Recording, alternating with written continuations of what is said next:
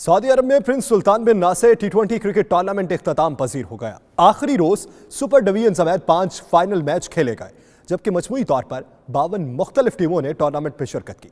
तफसीलात जानते हैं उमैर अली की इस रिपोर्ट में।